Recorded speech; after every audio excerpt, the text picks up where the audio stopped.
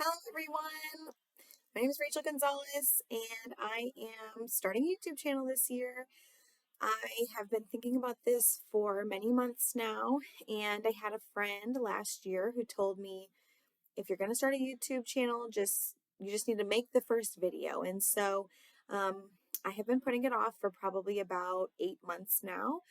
There's a lot of things that I want to share about my life and about my walk with Christ. I really want to share about things that are going on in our lives with my family and friends back home because I have moved very far away from them. And so this is kind of going to be my outlet for doing that. I don't have fancy camera. I don't have, fancy lighting. And so that has really stopped me for the past 8 months. Every time I would go to start a video, I would think, okay, well, what do I want my first video to be? I don't know. What do I want it to look like? Where do I want to be? I need it to look perfect. But, with this channel being perfect imperfections, I think the best way to start is just to get going. And so I've sat down to make this video 3 times now, and every time something has happened. And to be honest, I just feel this week, that I'm being very spiritually attacked. And so I just said, you know what, tonight is the night. I don't care what I look like. I don't care what the background looks like. I am just going to make this video. So like I said, I've had a lot of ideas for what my first video would be about. Obviously, I would like to introduce myself. I would like to, talk about things that I want to talk about on this channel. But really, um, with it being the end of the year, now the beginning of the year, because I haven't been able to make the video all week, I wanted to kind of do a 2023 recap. And so, in order to do that, I really kind of have to start in 2022, which most of you will know that I lost my son Cooper in 2022. He was born January 26th, and he was 21 weeks at the time, and it was a devastating loss for us. So that whole year, I spent really focusing on my relationship with my children and my husband and with God. And I decided at one point, I think I really want to run a marathon just in honor of Cooper. And so I signed up for the Chicago Marathon, which was in October of that year. And I told myself, this is my motivation to not try to get pregnant because I wanted another baby so badly. And so I said, okay, I'm going to wait until after the marathon to try to get pregnant again. And my thought was, we'll start trying in October and we'll get pregnant and it'll be great. But unfortunately, I had some symptoms of pelvic organ prolapse at the time, I think just from running the marathon and my body going through so much with, 6 pregnancies in less than 4 years.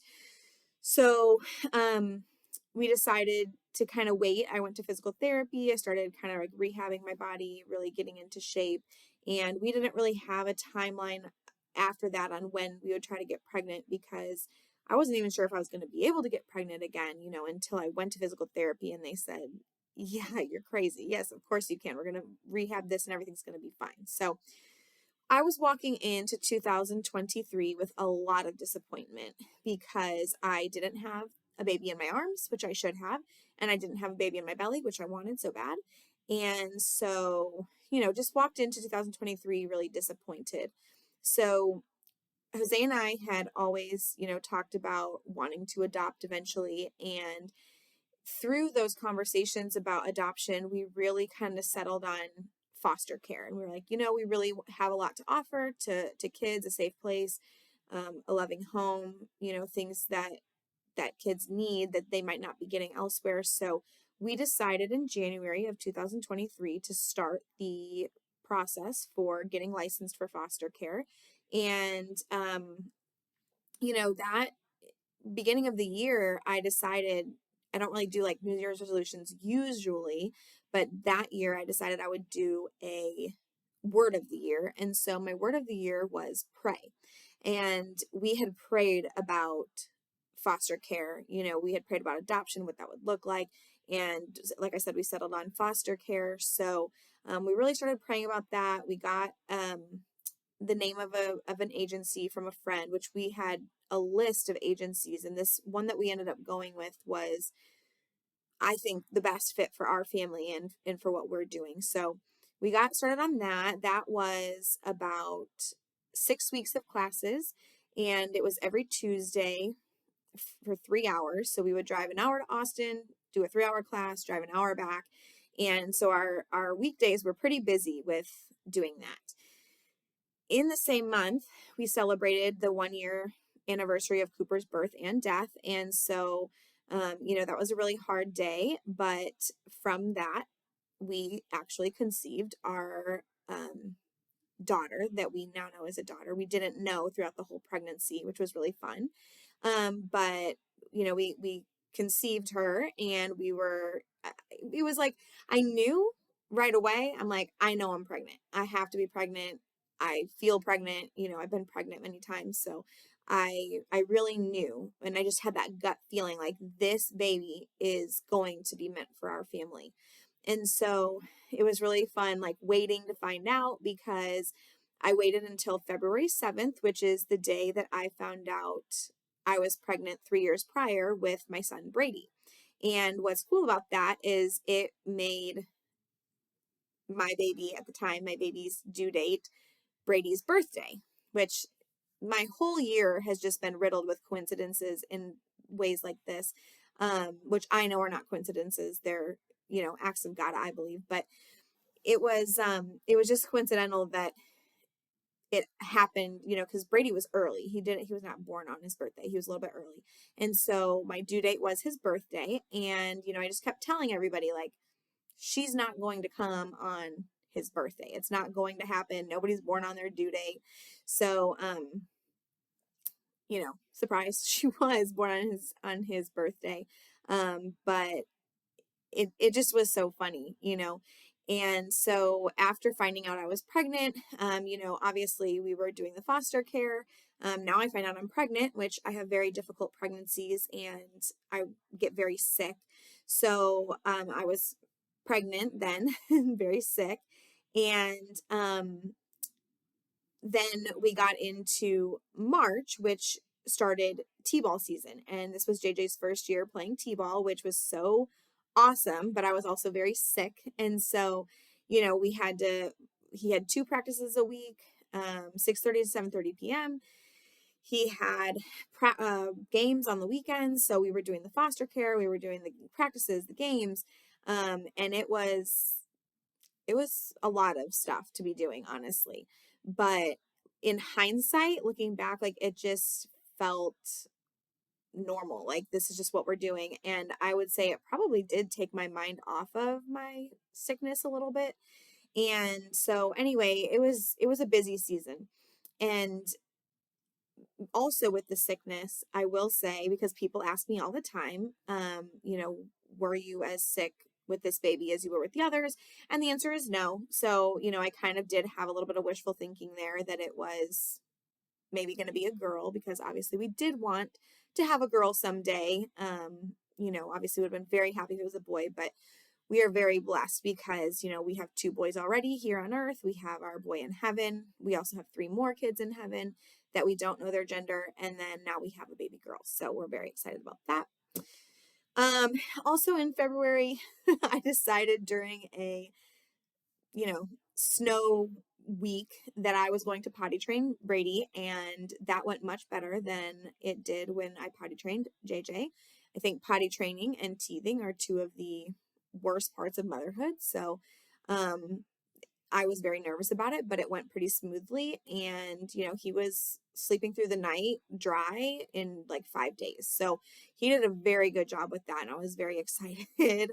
And then later that month, I went to New York with some friends that I have been friends with since middle school. So that was a really nice thing to do for my birthday. And I also graduated from my principal certification program, which, again, foster care, T-ball, I'm sick and pregnant, and taking classes and finally finished them with a 4.0, I might add. So I was very proud of myself at the beginning of this year with all of the things that we were doing and accomplishing. And a lot of it was being done very quietly because I didn't obviously tell a lot of people that I was pregnant publicly. Told all my closest friends and family and people that I came in contact with. I wasn't shy about it, but I didn't announce it publicly at the time. So things were just kind of quietly rolling along. And then my parents came for spring break, and that was really nice, especially with being sick and Jose being at work and me being home with the two boys. It was nice to have my parents here, to help me wrangle them. And then Jose and I also celebrated 6 years of marriage in March. So coming up this year will be 7 years. And so we've been married for a long time, which has been awesome because marriage, I think, is just so fun.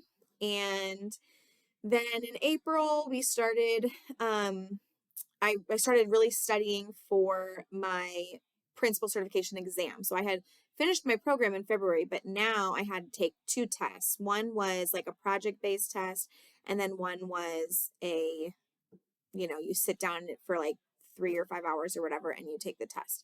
So I had to do that. And I had a friend who was helping me study and giving me tips and, working on that with me. And it was really nice to have somebody to help me and just, not feel alone in that.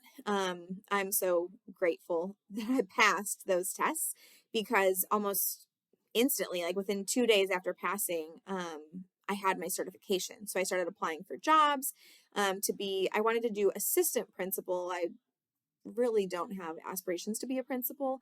I was doing assistant principal. So I started applying for jobs, and my district had like a kind of like a pool of people, and we all went and interviewed, and then the principal started calling people. So my principal called me, told me that I had gotten the job, and with that I was really excited to start in the fall. But what ended up happening is there were a lot of things that just started rolling, and it was like I basically was working my new job at the end of that school year when I still had my job as a counselor at the school I was at. So I was trying to finish up my job as a counselor, which also includes what I did there was scheduling. And so I was trying to like wrap all of that up while also simultaneously going with my new school to like different trainings and different planning sessions and things. And so that was kind of a lot too in June to be basically working two jobs at the same time. But when the end of my contract came, I said I'm taking a break, and I had to let my principal know, like, I am off contract. I am going to take time. We went up to Chicago to visit my family, which is where I'm from, the Chicago area, and we had a really good time visiting friends and family, and obviously telling people that I was pregnant and just visiting. And I always love going back. I'm usually ready to come back home after about a week or two. And so obviously coming home is always sweet too, but just really thankful that we get to have that time to go and visit. And then also in June, I I had my 21 or 20-week anatomy scan. And of course, like, I had a lot of extra scans throughout my pregnancy. This time, because I was seeing maternal fetal medicine and, seeing my doctor more frequently. And it was very hard, I will say. Like, I had a lot of anxiety about being pregnant. And I think most women are anxious during their pregnancy, just making sure everything's okay. But obviously, pregnancy after loss is a little bit more difficult, a lot of anxiety, because obviously I've been through the loss before, and I would just worry about, is everything going to be okay? So obviously with my word of the year being pray, I just would pray. And every time I would get anxious, I would pray. My friend made me these beautiful prayer cards with scripture on them, and I would look at those and I would pray the scriptures, just God's promises on my life. And I honestly, that's the only way I even got through the pregnancy, is just praying, praying, praying. But what was really cool was um, at 21 weeks, my doctor said, well, let's do another scan because that is the week of gestation where I lost my son. And so she said, just for peace of mind, like we can just check that everything's okay. And I liked that idea. I was like, I would be grateful to go in on week 21 where I feel like I'm probably going to have a lot of anxiety because of that week. And that week ended up coinciding with the day that we buried our son. So he was born in January, but we had him cremated and we kept his ashes until June. And we actually buried him at a cemetery here on his due date. So his due date was June 4th. And that week was the week that I went at 21 weeks to get my scan. And I just thought that was really cool because it really gave me peace of mind. Like it was one of those like winks from God saying, this is week 21. Your baby is fine and you're going to have this baby. And I just had such confidence the whole time that that was the case. And I probably, I'm definitely going to talk a lot more about pregnancy loss, and my experience with that and my experience through each pregnancy and stuff. So I think that I'll get more into that later, but just this year was so marked by God's grace. And, that's actually, we, we named our daughter Eleanor Jean, and I didn't know what it meant. Like we came up with that name. We really liked that name. And then we found out that Eleanor means ray of light, which, thinking of like a rainbow baby being a ray of light, I think that is perfect and fitting. And then Jean actually means God is gracious. And if that is not the most perfect fitting name for a child who is born after a loss, I can't think of a better one. So that's really cool too. But anyway, so that was all really, good and everything. I started feeling the baby move right around, I mean, it's probably around like 16 weeks is when I started getting like frequent movement, but like by 21 weeks, it was strong, consistent all day long for the rest of the pregnancy, which also I think was just such a mercy that God granted because I needed those movements in order to know that everything was fine. Sometimes I would think, oh, I haven't felt the baby move in a while. And that kind of gave me a little, anxiety. But for the most part, after an hour or so, I would always feel the baby move. And that was, I would just always say, thank you, God. Thank you, God, for this movement because I definitely needed it.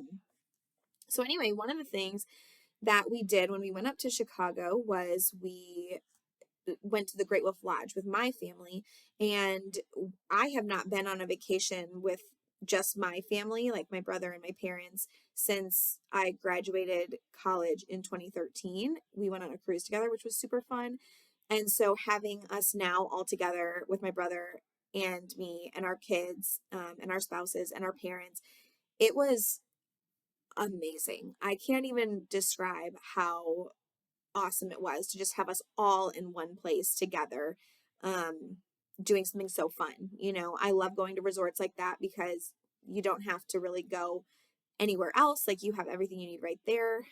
We had a bunch of we had these little wolf passes so the kids could do different things. Like they built a bear. They got to do this like magic quest. It was so fun. And if you have kids and you're thinking about Great Wolf Lodge, I highly recommend it. Highly. We went to the one in Wisconsin, but I think they're everywhere. I know they have them here in Texas too. So that was really fun. And I think, one of the highlights of our summer, I love going on vacation. That's one of my all-time favorite things to do. So that was amazing for me. We got back and my district starts administrators start very early. So I was back at work, mid-July. I didn't really get a huge break, but and that's also Jose's birthday and stuff, so we celebrated. And then just oh, when we got back, so we had let the boys sleep with us and together on our trip because we're, kind of hodgepodge everywhere, like staying with friends and doing this and that. So we were sleeping in the same bed a lot. And when we got back, I said, well, why don't we just go ahead and get him in the same room now? Because Brady was going to have to move out of the crib so that we could have it for the baby. And I said, let's just do it now. Like they've been doing so well together. Let's go for it.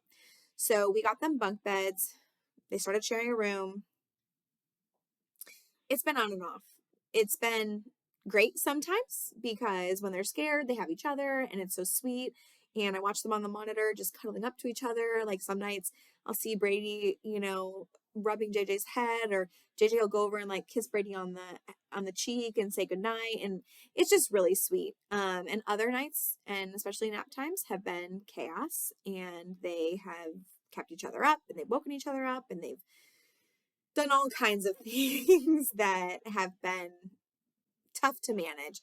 But I will say that overall, I am very happy that we have them sharing a room, because I think that the bond between them has become very strong. Um, and that's been super cool. Ellie is not in her room yet, so we didn't necessarily need to move Brady so early. But I think that in doing that, I'm hoping that it feels less like we kicked him out for her.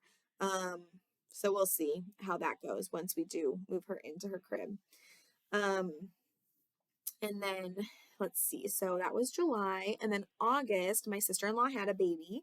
And that's really fun because her first child and Brady were born 1 week apart. And then her now baby and my daughter Ellie are 2 months apart about.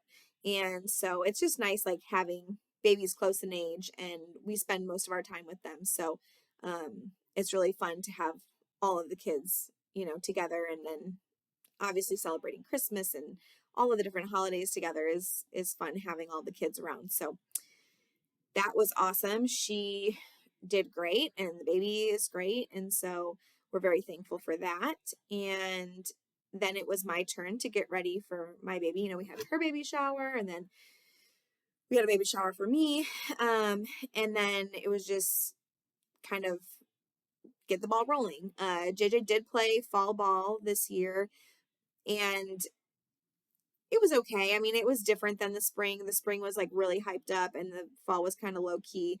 Jose ended up being a coach, which was cool, but it really kind of made me be lazy, because since he was coaching and I was very, very pregnant, and it was still, in the hundreds of degrees, which this was like the hottest summer on record in Texas. So, I went through all of that, but fall ball was, just one practice a week, one game a week. And Jose really was just taking him to his practices. And then we would go to the games, because it would have been too much for me to go in 100 degrees to chase Brady around by myself, and then, not even really get to watch the practices. So I felt bad that I didn't get to go and see him doing that. And I know that that was really hard on him, but you can't be everything for everybody. So then obviously in October we had the baby. The baby did come on her due date, and it was very unexpected, but I had said I really want the baby to be born on October 11th, because that was the 10-year anniversary of Jose and I meeting.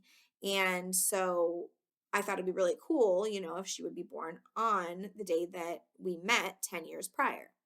And so that day kind of came and went, and I was really disappointed, and I was just crying. I'm going to be honest. I was crying because the baby wasn't born on the day I wanted her to be born.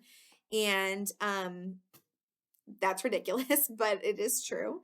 And so the next morning I had woken up and said, I'm just going to call the doctor and see, because we had an induction scheduled for the following Monday. That whole week leading up to my due date, all of the appointments were booked, so I couldn't get in for an induction.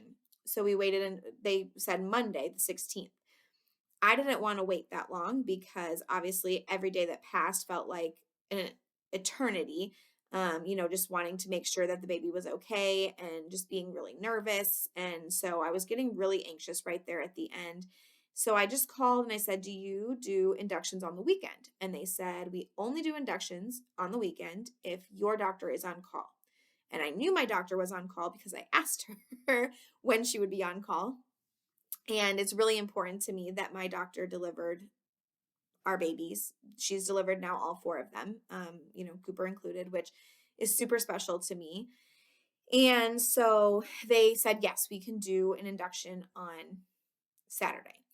And so they got me scheduled for 6 a.m. And I just thought, okay, well, I guess, this baby's gonna be born on Brady's birthday. And like that's really kind of sad, but also it is what it is. Like I don't want to wait until Monday. So here we are. And on Friday night, when I got home, I had been having contractions for weeks, just here and there, all day long. It'd be like contracting, Braxton Hicks, I guess, but I feel like more painful than that. And so on Friday, I felt like I was having contractions, but I was like, well, just another night of having contractions, at least tomorrow I'm going to have this baby. And that night when I was sleeping, I woke up in more pain than normal, really contracting. I started timing them. Started out at like 7 to 10 minutes apart. And I was like, oh, well, then I'll probably just, go at the same time for the induction and be fine. But around 2 a.m., it was like 3 to 5 minutes apart. And I'm like, probably should wake up Jose, get him ready. So we woke up, we got ready, we got to the hospital around 4:30. And so I ended up actually going into labor just naturally. So who would have thought the baby really was born on her due date with no medical intervention, which I think is so wild. But also it probably is just because I finally let my body relax. I was kind of tense about it. I was really anxious. So could just be that I knew I was having the baby the next day and felt like I could finally chill. But obviously that is the highlight of our year, that we had a baby. And the labor was hard and it hurt, and it was harder than the other labors were, really.